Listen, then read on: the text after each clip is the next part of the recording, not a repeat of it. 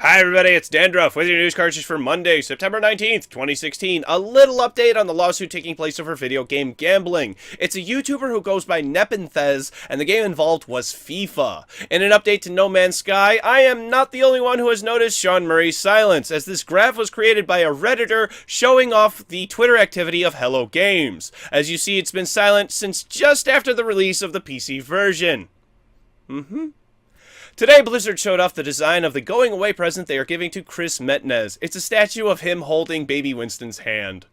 Yeah, I got all choked up the first time I saw it too. Speaking of Blizzard games, the first official Overwatch tournament in India is going to be organized by Nvidia. Frontier has announced today they are dropping support for DirectX 10 and the 32-bit versions of Elite Dangerous. There's a petition about to be started by a deaf gamer requesting Bungie add captions to the things random NPCs say. Quite frankly, I can't see a reason to not get behind that, so if and when a petition is started, I will get you a link as soon as possible. It may not be necessary though, because I'm sure by now Bungie is aware of this request. CD Projekt Red said today The Witcher 3 Wild Hunt will not have PS4 Pro support. A game that may be updated to add official VR support is Alien Isolation. Moving on to release announcements, and the system requirements for Battlefield 1 have been revealed today.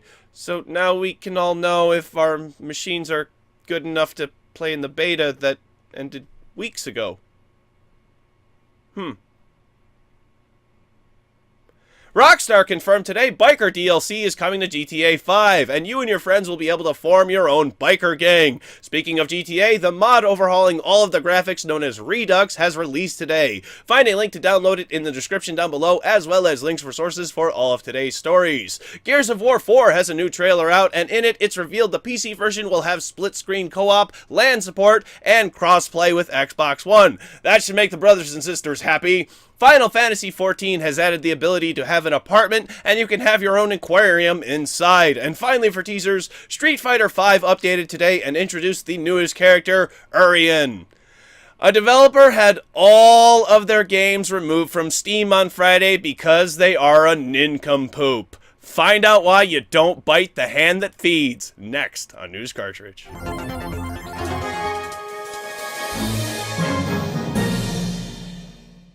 This was on Friday, but I just had to cover it today. On Saturday night, I was watching Twitch TV in one of my favorite channels when Digital Homicide was brought up.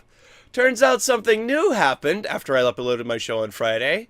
Something very interesting. To recap what happened on Friday, arguable game developer Digital Homicide subpoenaed Valve in a lawsuit against 100 Steam users who gave their games bad reviews or said generally nasty things to them. Consistent with Valve's history of not fucking around, the same day this lawsuit was filed, all of Digital Homicide's games were removed from Steam.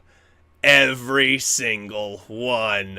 In a statement from Valve's Doug Lombardi, Valve has stopped doing business with Digital Homicide for being hostile to Steam customers.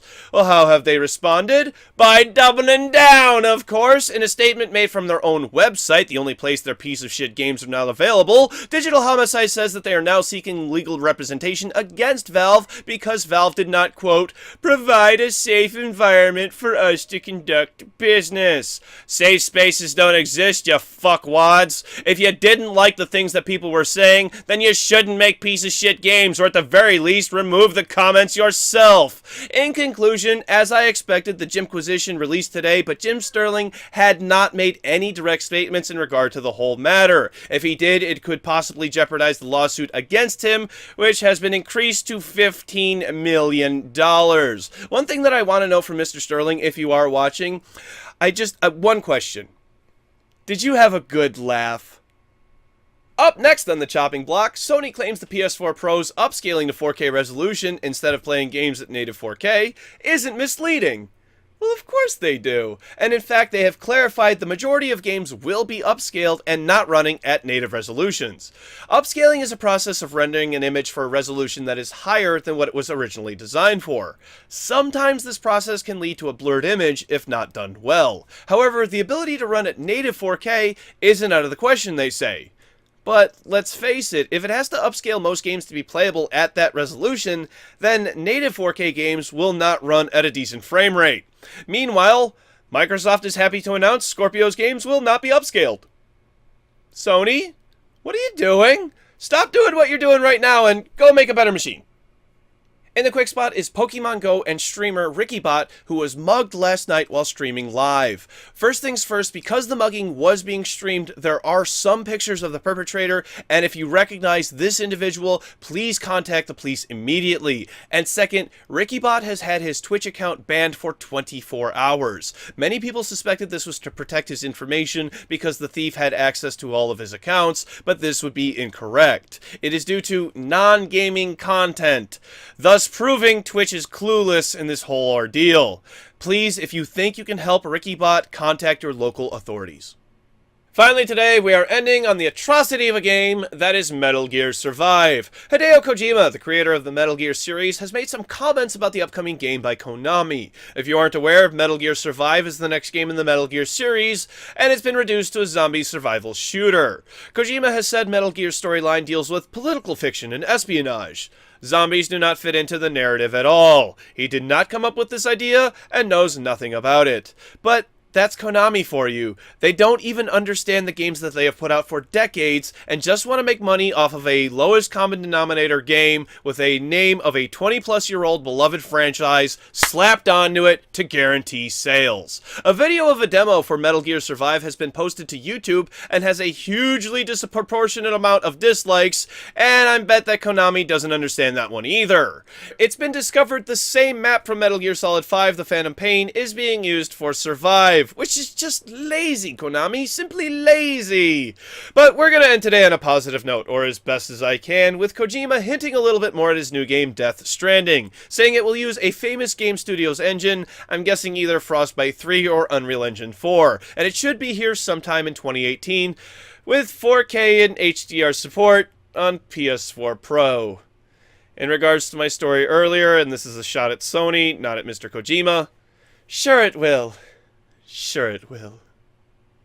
Now it's time for tomorrow's game releases. For PC, Diorama Battle of Ninja, Cossacks 3, The Bunker, Heart's Medicine, Time to Heal, Zenith, Wheels of Aurelia, Ballistic Tanks, Battle Right, Thrills and Chills Roller Coasters, NBA 2K17, Oriental Adventures, Twin Force, Strike Force, Arctic Storm, and Batman the Telltale Series Episode 2, Children of Arkham. For PlayStation 4, Destiny, Rise of Iron, Air Conflicts Double Pack, Tokyo Twilight Ghost Hunters, Daybreak Special Gigs, Destiny, The Collection, Batman the Telltale Series Episode 2, Children of Arkham, The Bunker, and Dear Esther. For Xbox One, Destiny, Rise of Iron, Killer Instinct Definitive Edition, Destiny, The Collection, Batman the Telltale Series Episode 2, Children of Arkham, Last Fight, and Dear Esther. For Nintendo 3DS, Shin Megami Tensei 4, Apocalypse. For PlayStation 3, Tokyo Twilight Ghost Hunters, Daybreak Special Gigs. And for PlayStation Vita, Tokyo Twilight Ghost Hunters Daybreak Special Gigs. Thank you very much, everybody. This has been News Cartridge. I am Dandruff. I will see you tomorrow. And why do Java programmers need glasses? Because they can't see sharp.